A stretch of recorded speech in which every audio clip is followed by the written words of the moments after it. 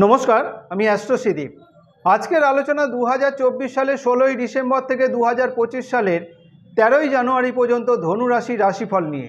ধনু রাশির অধিপতি বৃহস্পতি, আর এই ধনু রাশির জাতক জাতিকাদের বিশেষ কিছু চারিত্রিক গুণ বা চারিত্রিক বৈশিষ্ট্য লক্ষ্য করা যায়। বিশেষত এই সমস্ত জাতক জাতিকাদের স্মৃতিশক্তি যেমন প্রখর হয়, তেমনই সবসময় কিন্তু একটা উপস্থিত বুদ্ধি এদের মধ্যে লক্ষ্য করা যায়।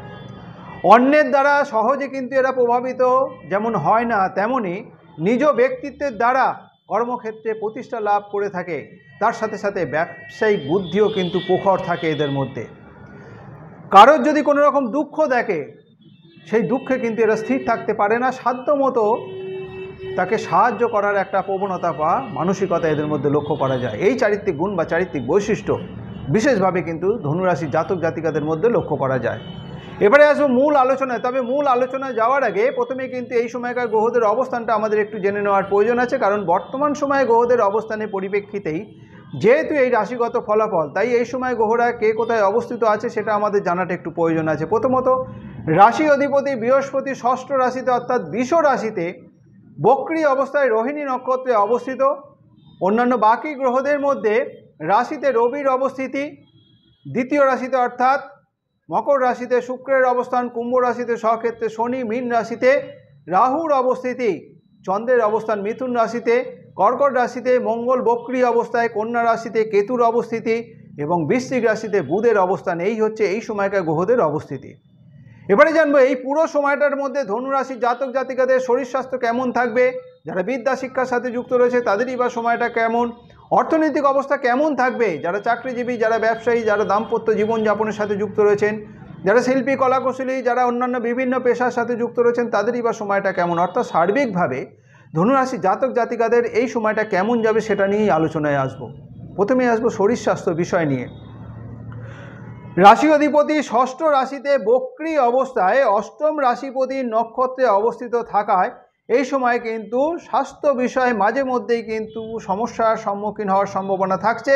একটা উদ্বিগ্নতা, একটা চিন্তা এই সময় দেখা দেবে।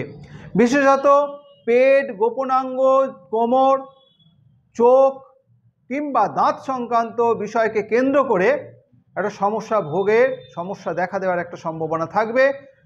সমস্যা ভোগের কিন্তু একটা প্রবণতা এই সময় দেখা দেওয়ার সম্ভাবনা থাকবে। যাদের সুগার কিংবা প্রেশারের সমস্যা রয়েছে তারা এই সময়টা একটু সতর্ক থাকবেন। সুগার অথবা প্রেশার সংক্রান্ত কারণেও কিন্তু একটু কষ্ট ভোগের সম্ভাবনা এই সময় দেখা দেওয়ার সম্ভাবনা থাকছে। গ্রহগত অশুভ প্রভাবের কারণে এই সময় কিন্তু চোট আঘাত লেগে রক্তপাতের সম্ভাবনাও থাকছে। সুতরাং চলাফেরায় সতর্ক থাকতে হচ্ছে। যারা বিদ্যা শিক্ষার সাথে যুক্ত রয়েছেন, বিশেষত প্রাথমিক বিদ্যার্থী যারা রয়েছে তাদের জন্য এই সময়টা খুব একটা শুভত্বের বার্তা থাকছে না। বেশ কিছুটা পড়াশোনাকে কেন্দ্র করে প্রতিকূলতার সম্মুখীন হওয়ার সম্ভাবনা থাকবে। চতুর্থ রাশি অধিপতি বৃহস্পতি ষষ্ঠ রাশিতে বক্রী অবস্থায় অষ্টম রাশি অধিপতি নক্ষত্রে অবস্থিত এবং চতুর্থ রাশিতে রাহুর অবস্থানের কারণে এই সময় পড়াশোনাকে কেন্দ্র করে চঞ্চলতা যেমন বৃদ্ধি পাবে, তেমনই পরিশ্রম করার ইচ্ছার কিন্তু একটা অভাব দেখা দেবে। সুতরাং প্রাথমিক বিদ্যার্থী যারা রয়েছে তাদের পড়াশোনায় সফলতা পেতে গেলে যথেষ্ট পরিমাণে পরিশ্রমী হতে হবে এবং যথেষ্ট অধ্যবসায়ের মাধ্যম দিয়ে কিন্তু সফলতা অর্জন করতে হবে। যারা উচ্চ বিদ্যা শিক্ষার সাথে যুক্ত রয়েছেন, উচ্চ বিদ্যা ক্ষেত্রে পঞ্চম রাশি অধিপতি অষ্টম রাশিতে অবস্থিত হয়ে রাহু দ্বারা দৃষ্ট এবং পঞ্চম রাশিতেও রাহু এবং শনির দৃষ্টি থাকার কারণে এই সময় কিন্তু সফলতার ক্ষেত্রে বাধা সৃষ্টি হওয়ার সম্ভাবনা থাকবে। তবে নবম রাশি অধিপতির অবস্থান রাশিতে থাকার কারণে নিজ বুদ্ধি, নিজ পরিশ্রম, নিজ একাগ্রতা, অধ্যবসায়ের মাধ্যম দিয়ে এই সময় কিন্তু বাধাকে অতিক্রম করে সফলতার দিকে এগিয়ে যাওয়ার সম্ভাবনা থাকছে যারা উচ্চ বিদ্যা শিক্ষার সাথে যুক্ত রয়েছেন। অর্থনৈতিক ক্ষেত্র, ধনুরাশি জাতক জাতিকাদের অর্থনৈতিক ক্ষেত্র বিশেষত মধ্যম বলা চলে। ধনরাশি অধিপতি তৃতীয় রাশিতে, আয় রাশি অধিপতি ধনরাশিতে, আয় রাশি অধিপতি দৃষ্টি ধনরাশিতে থাকায় নিজ বুদ্ধি, নিজ পরিশ্রমের মাধ্যম দিয়ে যথেষ্ট উপার্জনের সম্ভাবনা তৈরি করলেও ধনরাশিপতির উপরে, আয় রাশিতে এবং আয় রাশি অধিপতির উপরে পাপ গ্রহের দৃষ্টি থাকার কারণে এই সময় কিন্তু ব্যয়ের একটা আধিক্য দেখা দেবে। এই ব্যয় প্রবণতার কারণে সঞ্চয়ের ক্ষেত্রে যেমন একটা বিঘ্ন ঘটবে, তেমনই আর্থিক বিষয়ে কিন্তু একটা চিন্তা দেখা দেওয়ার সম্ভাবনা থাকছে। সুতরাং সঞ্চয়ের দিকটা যেমন নজর রাখতে হবে, অর্থনৈতিক বিষয়কে কেন্দ্র করেও কিন্তু একটু সচেতনতার মধ্যে দিয়ে চলতে হবে ধনুরাশির জাতক জাতিকাদের এই পুরো সময়টা। যারা চাকরিজীবীদের এই সময়টা ভালো মন্দ মিশিয়ে চলবে। মাসের প্রথম ভাগে কর্মরাশি অধিপতি দ্বাদশ রাশিতে অবস্থিত থাকায় এই সময় কিন্তু কর্মক্ষেত্রে একটা বিরুদ্ধ পরিবেশের সম্মুখীন হওয়ার সম্ভাবনা যেমন থাকবে, তেমনি সকলের সাথে যাতে সুসম্পর্ক বজায় থাকে সেদিকে বিশেষভাবে নজর রেখে চলতে হবে।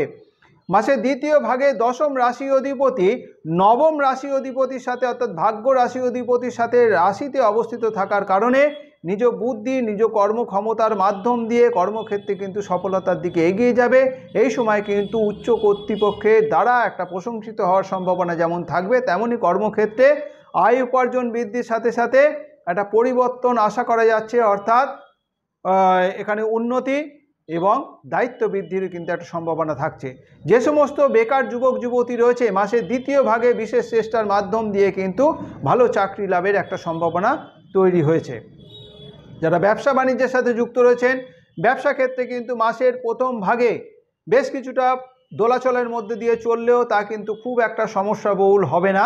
মাসের দ্বিতীয় ভাগে বিশেষত এই সময়টা বেশ ভালো যোগাযোগ যেমন বৃদ্ধি পাবে, তেমন ব্যবসা সংক্রান্ত বিষয়কে কেন্দ্র করে যথেষ্ট আয় উপার্জন বৃদ্ধি পাবে। তবে মাসের প্রথম ভাগটা একটু সচেতনতার মধ্যে দিয়ে চলতে হবে, হঠকারী সিদ্ধান্ত থেকে দূরে থাকাটাই বাঞ্ছনীয় হবে। যারা দাম্পত্য জীবনযাপনের সাথে যুক্ত রয়েছেন, দাম্পত্য ক্ষেত্রেও ভালো মন্দ মিশিয়ে চলবে। প্রথম দিকে স্বামী স্ত্রীর মধ্যে মতভেদ মনোমালিন্য তৈরি হওয়ার কারণে, স্বামী স্ত্রীর মধ্যে মতভেদ মনোমালিন্য দেখা দেওয়ার কারণে পারিবারিক শান্তি কিন্তু বিঘ্নিত হওয়ার সম্ভাবনা থাকবে, সেদিকে বিশেষভাবে নজর রেখে চলতে হচ্ছে।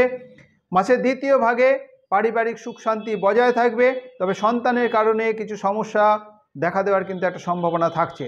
যারা প্রেমিক প্রেমিকা তাদের জন্য এই সময় কিন্তু সম্পর্কের ক্ষেত্রে খুব একটা শুভত্বের বার্তা থাকছে না, সম্পর্কের ক্ষেত্রে কিন্তু একটা দূরত্ব তৈরি হওয়ার সম্ভাবনা থাকছে। সুতরাং সম্পর্ক বিষয়ে এই সময়টা বেশ সচেতনতার মধ্যে দিয়ে চলতে হবে।